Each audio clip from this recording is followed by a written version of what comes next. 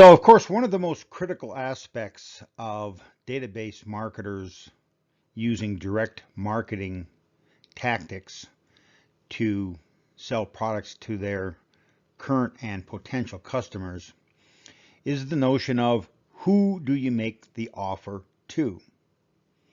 And of course, one of the things that database marketers do is they make the offer to their own customers. That is their internal database. That's the whole point of building a system to collect data, to have the database at the individual purchase level data level, and it's also the reason that you spend all that money to maintain that list. But there are times when you are going to need to use a different list, not your own internal database, but you're going to want to use names from someplace else.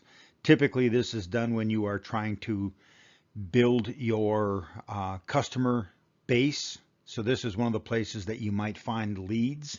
This also might be a place where you will go to try to find ways to clone your current customers, and we'll talk about that in the future.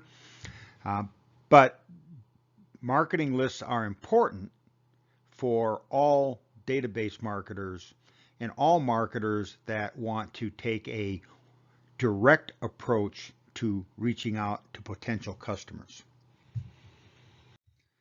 So the key to successful customer acquisition and purchase via direct marketing is always the list. That is who we are making the offer to. We want to make sure that we make an offer and we make communications to the right people.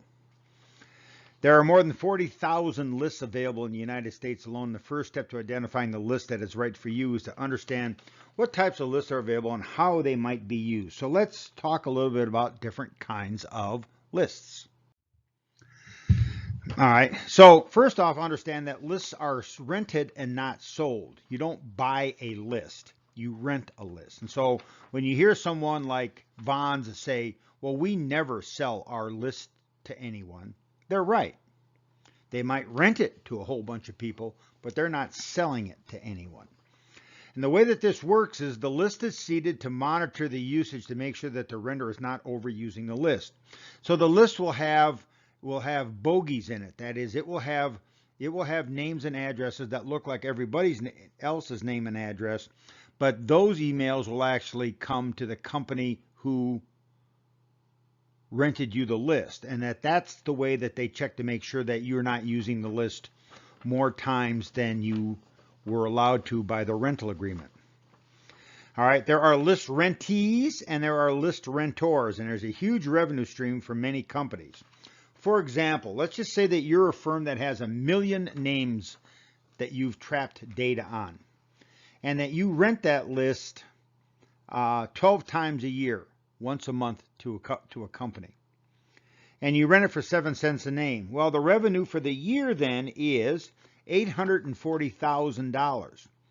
$840,000 covers a lot of direct marketing activities. Now, let's talk about specific lists.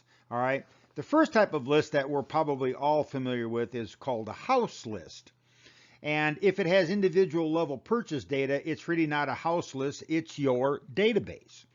But if you have a list and the list doesn't have individual level purchase data on it, then you have what's called a house list. And it usually consists of an organization's customers and prospects. Could be past customers, current customers, people who've inquired about the company, contest entrants, people who have filled out an online drop-down bracket to get more information from you, or to ask for more information, or to be put on a listserv. Okay, companies often market their new products and services to their own house lists, and they can generate revenue by offering house lists to other organizations through list brokers and list managers. The main benefit is that they are customers who have in some way been in contact with the company.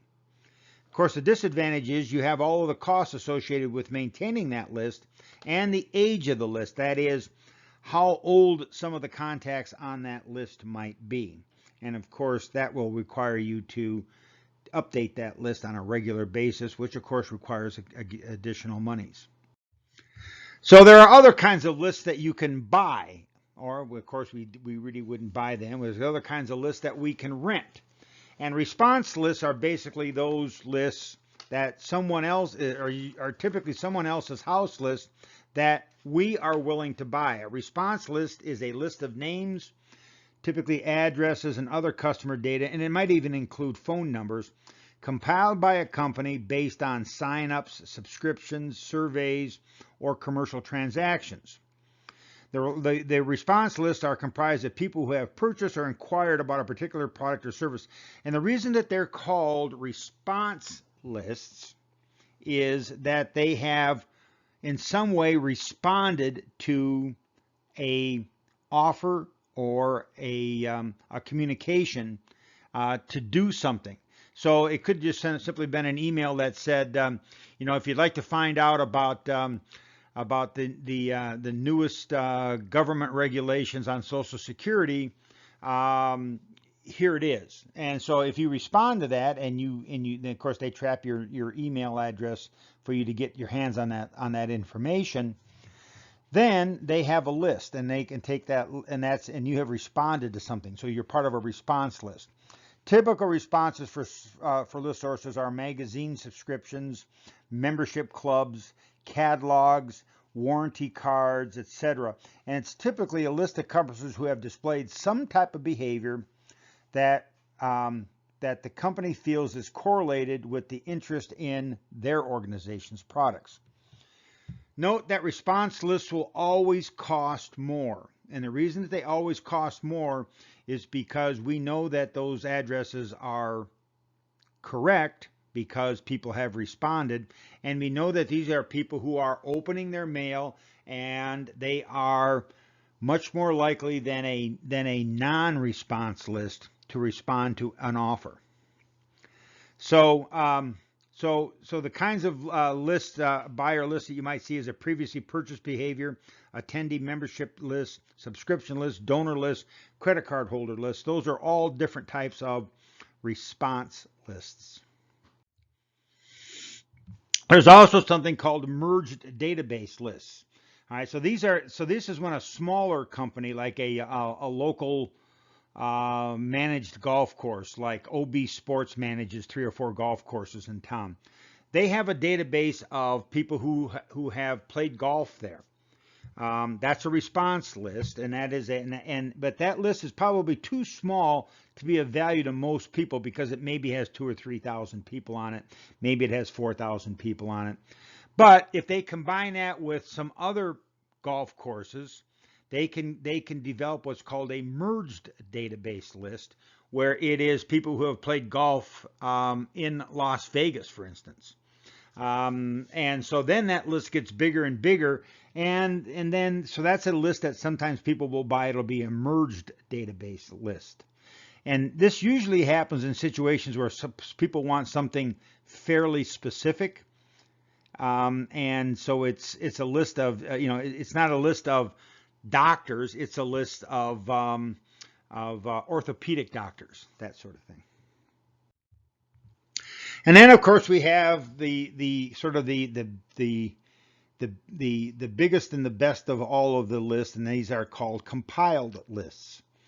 Compiled lists are large databases that have been gathered or compiled from phone books, credit card files, public record sources, and a number of other kinds of ways. Compiled lists are excellent lists to use for sort of mass marketing approaches, particularly on a limited budget, and that is because these lists cost less money and they have lots of demographic information associated with them. So there are 3 kinds of compiled lists that you ought to be familiar with. One is, of course, the traditional consumer compiled list. Another is a consumer lifestyle enhanced list. And they'll have such things as PRISM data, not PRISM, but PRISM data appended to it. PRISM is is a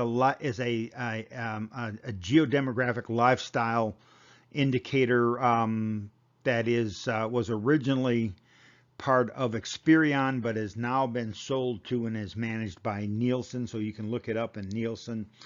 We are going to do that in a different lecture when we talk about cloning customers. And then there are business compiled lists. And these are lists compiled with about different businesses. Now, these are not people who have responded to something. These are just people who companies have, in one way or another, been able to compile information on these individuals. These lists are based on some type of characteristics that's not related to a type of response. They are typically demographic, lifestyles, owners, jobs, activities, etc. But these are compiled lists, and these are the most common form of list that is sold in the marketplace for direct marketers. The problem is that most people who buy these lists and use them don't really know very much about them, and they don't know very much about compiled lists and what to look for. So here's an example of some compiled lists, all right? And so let's, and you know, and to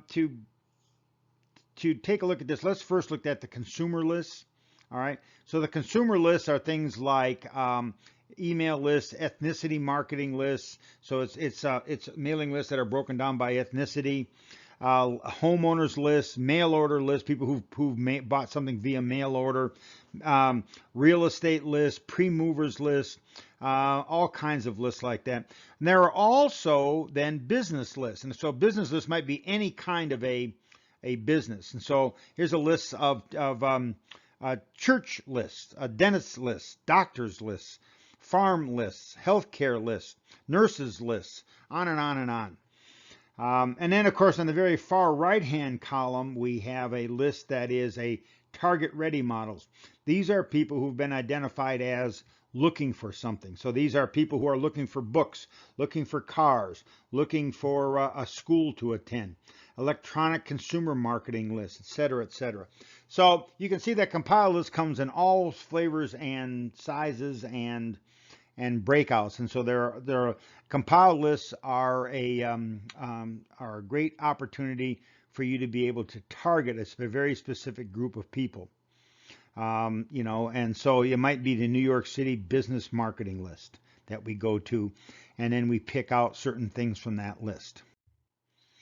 All right, now a compiled list will not work for every product or every service being marketed. In general, compiled lists work best when a marketer has a limited marketing geography, wants to reach all households in a business area, wants to reach all households or businesses that fit certain demographic or firmographic criteria for businesses, wants to mail fewer than 5,000 pieces, and wants to maybe do some telemarketing follow-up.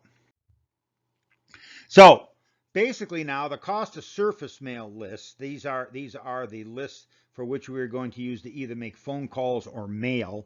The basic uncut addresses rent for about $70 per thousand, or 7 cents a piece. Basic email lists rent for around $300, or about 30 cents a piece. So they cost more to buy an email list, but then of course the cost of actually emailing to that list is much less expensive than sending a surface mail to those lists. Specialty lists often rent for more. Like for instance, if I wanted to market something to ophthalmologists, well, that list is going to cost me more because it's a highly specialized list. And then hot lists cost more. These are lists that have that there is something associated with them where they have responded to something recently or done something recently. So a hot list might be new movers, people who have recently moved or changed homes would be a hot list because these people have done something and made a change recently. Now, for email lists, so you say, well, how much does an email list cost? Well, an email list can cost anywhere between $100 and $800 per 1,000 emails. So that's anywhere between 10 to 80 cents, not 60 cents. The price of an email list depends on the quality of the emails, the type of person that's on the list. So some of the factors that might affect this is a consumer list might cost between 10 and 40 cents per thousand, but a business list is much more likely, email list is much more likely to be higher, typically 30 to 80 cents each. List prices vary based on who's on that list.